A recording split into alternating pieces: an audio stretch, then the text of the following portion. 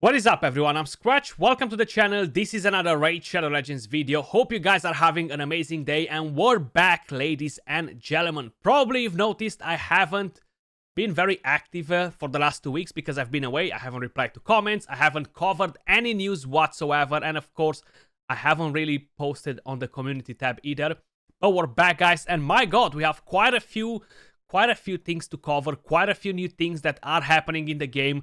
I love the new events tab, how it changed and kind of like giving you an idea of what's coming, even though it's not perfect because they're not really letting you know what exactly is coming. And I'm not sure if this is something just for the Halloween or is something that's here to stay, basically, you know. But this is a pretty good feature, and we got some other QOL changes. Nothing major except the fusion, the mythical fusion that we kind of like mentioned before I left a couple of days before, and this actually looks like a pretty awesome champion. Now, I don't have the legendaries. I'm gonna have to either fuse them with the epics once I'm gonna summon them, either try and go and get the statue from the champion training tournament, which most probably I'm going to do, you know. I feel like, yeah, up for the grabs. I'm gonna try to get her from here and call it a day like this. Then I can actually go and fuse another copy later on if I want to. Even though she's a pretty trashy champion, it's just good to have her in the back of your mind. Today, guys, we're not going to talk about everything else that's happening in Raid Shadow Legends because there are quite a few different things happening. We're actually going to go and open my Void Shards. Now, I'm super close to the Mercy. These 35 Voids should guarantee me a legendary champion. And guess what? We have a 10x on Siphi, the Lost Bride, and she's an amazing champion. She's very powerful in the current meta for live arena, for classic arena. So we're gonna try to YOLO, and hopefully we're gonna bring something juicy home. Now, there are definitely other champions that I would like to get. For example, another Baron would be amazing to make him +4, or another Leorius. Even though I'm not using Leorius as much, I wouldn't really complain about him. Or why not? Maybe get another Taras, or maybe finally get a Yumeko, you know? Like, I have plenty of options on the table. My luck for the last few months with Voids was actually horrible. And I'm gonna do a different video where I'm kind of like gonna explain you how I'm feeling about the game at the moment, and spending and summoning, etc., you know? But I feel like we said enough. Let's crack on it with my Void Shards here. So 2x on Voids and a 10x at the same time. And of course, is a 10x on Siphi. I would love another Necrit as well. And my God, I gotta say it, man. I gotta say it. I love the new animations for the summoning portal. Like, each one of the shards having his own animation portal. I feel like this, I'm gonna repeat it, is the best thing we got in that update because it actually made the change, you know? Something that looked juicy. But let's see. Can we bring something amazing home? So far, we're not doing too good because we're hearing rares after rares after rares. We do need epic champions for the champion chase tournament that we have at the moment, and that will allow me to gain some extra points for the new Halloween event that we have, allowing me to get some Wukong soul, whatever. You know what I mean. And there we go, Towering Titan. Let's crack on with the 10 pops. Siphi the Lost Bride, come home, or maybe bring me a Yumeko. 2,000 points. So we got 2 epic champions, and we got a legendary, and it's Little Miss Annie. God damn it, man. Little Miss Annie. She hits super hard, but I feel like she needs a buff, man. I feel like she's following me pretty damn often because I managed to pull her recently like 2 or 3 times in the last 6 months, I would say. And it's definitely not the best feeling when you're pulling her multiple times. Like, when you're getting her a single time, she's awesome. Now, I've been using her before they buffed the Sand Devil's Necropolis. I used her on stage 7. I used to farm that on like a few seconds, just bang the boss down. A1, a triple hit with a chance to land heal reduction. Not a bad skill all around.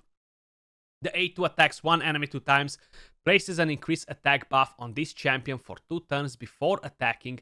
If the target is under a shield buff, will ignore 25% of the target's defense if the target is under a shield buff. Now, this champion all around, guys, she can do some serious work. She hits very hard.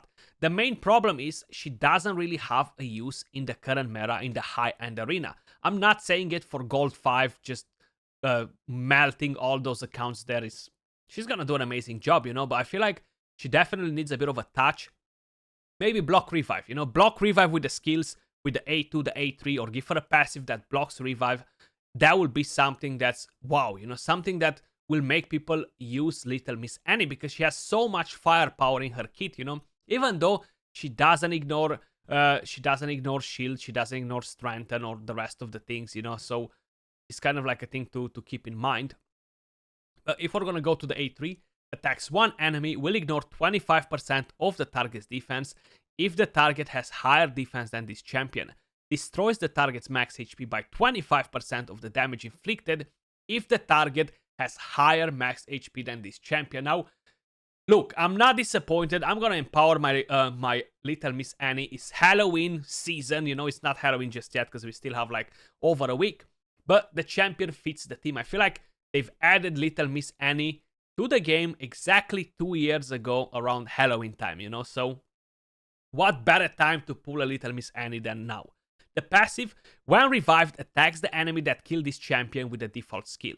Also fills this champion's turn meter by 25% and places a shield buff on this champion equal to 50% of their max HP for 2 turns. So this is nice. It's great if you can pair her with a champion that revives constantly like Raglin or Elva, you know. They can do a pretty awesome job, or even have a revive on that buff on her. She can put in some work like this, you know. Then you have the other passive. Each hit has a 50% chance of decreasing the target's turn meter by 5% and a 100% chance of destroying the target's max HP by 5% of the damage inflicted when attacking enemies under heal reduction. She can be pretty solid for the Fire Knight as well because of the A1 guys and just to help you on the waves. Increases ally attack in all battles by 33%, so that's pretty nice. But you know what? We're gonna empower mine with this one, and we're gonna have a look at what build I have on her because I don't have anything too crazy on her, you know. This is actually a pretty good pull with 3 epics. Let's see. Can we bring a Siphi home, man? Come on, Plarium. Come on, Plarium. I feel like we got another legendary here, please. Or we got a lot of epics. Godseeker and Eerie, Skull Crown, Umbral Enchantress, and that was it. We got a lot of epics. Another Skull Crown, and I feel like we got another epic maybe, no? Actually, no, 350 points per epic. 350 points, so this is pretty good. It's not bad at all, actually. Come on. The last 10 pop. The last 10 pop. Okay, we got some more epics in here. No legendaries, though. Most probably no legendaries. Painkeeper, Veteran. I hate it that you can actually see... You can see what points you're getting, you know? Oh, we got a legendary! Ah, Togron the Conjoined! That's the new Void legendary, man. My god!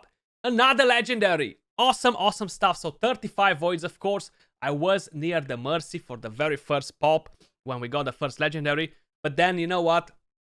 The game decided to give me another legendary. And this is the new one. And I don't know why, I can't remember his kit, but I just remember that he was not great. So we're gonna check his kit right now. I'm probably not going to build him unless I'm changing my mind. With the A1 attacks an enemy, has a chance of applying a buff spread effect, taking a random buff from each ally and placing it on all allies. Okay, heals all allies by 20% of this champion's HP on a 3-turn cooldown, gives us increased speed and a continuous heal, but only on allies whose current HP is below 50% after the initial heal. So that's fine, just to give a bit of extra support. Then we have increased turn meter of all allies and increased accuracy, then removes all debuffs from all allies. So this champion, hear me out, this champion would have been amazing in 2020. 2020 is when they brought Tormin to the game, and the reason why I'm saying it is because Tormin used to freeze everyone. And this champion buffs and then removes the debuffs. So that would have been helpful against Tormin. But at the moment, I don't think I would be getting any value whatsoever out of this champion. Yes, increased accuracy is great, increased turn meter, getting the heal, getting the cleanse. But my god, is this really a Void legendary champion? Increases this champion's max HP by 10% every time they use an active skill. So basically, he can increase his own HP. Now, I checked the multiplayers before. He wasn't dealing insane damage whatsoever. And it's pretty pointless to even attempt to build him for damage because of his skills, right? Just healing or stuff like this, not really attacking the enemies, you know? And yeah, I'm not sure how I'm feeling about this champion. Let me know your thoughts in the comments down below. I'm sure quite a few other people managed to pull Togron the Conjoined. And yeah, man, this is kind of like the main thing that I was gonna cover in one of the future videos, and I'm still gonna do it, but this is the reason why I stopped spending on shards in Raid Shadow Legends, and probably a lot of you guys are kind of like in the same boat. I could consider myself lucky, right? Yay, I got lucky. I got 2 legendary champions out of 35 void shards. So that's definitely luck. Like, don't get me wrong, it's actually jackpot. We hit gold twice with 35 shards, and it's amazing, right? But then the champions that you're getting, the quality of the champions that you're getting, it feels pretty underwhelming for a void legendary, especially this one. Like, I would definitely take another Little Miss Annie over this champion. Like, no second thoughts, no questions asked, you know. And yeah, now he's new. I'm gonna keep him. Probably they're gonna buff him at some point in the future. Maybe they never will, who knows. But as it stands right now, that champion is actually pretty underwhelming. So let's actually empower our Little Miss Annie. And I definitely feel like I need to upgrade a bit her build, because you know what, it's been a while, and she is actually pretty awesome in terms of damage. I just gotta make sure I'm using her a bit more.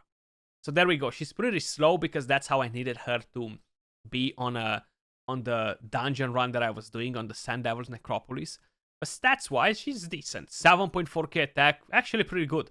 253 crit damage, you know. Having a bit of accuracy on her is not bad at all. But yeah, guys, that's all for my pulls. 2 legendaries, no 10x, just standard, typical stuff in Raid Shadow Legends. You guys know how it goes. Let me know your thoughts in the comments down below, and how is your weekend going? How was your last couple of weeks? What you've been up to? Fill me up, guys. Let me know in the comments down below. But we're back with news, back with daily guides, and everything else that we need to cover about Raid Shadow Legends. Appreciate all of you guys watching. Much love, and I'll catch you all soon in the next video. Peace.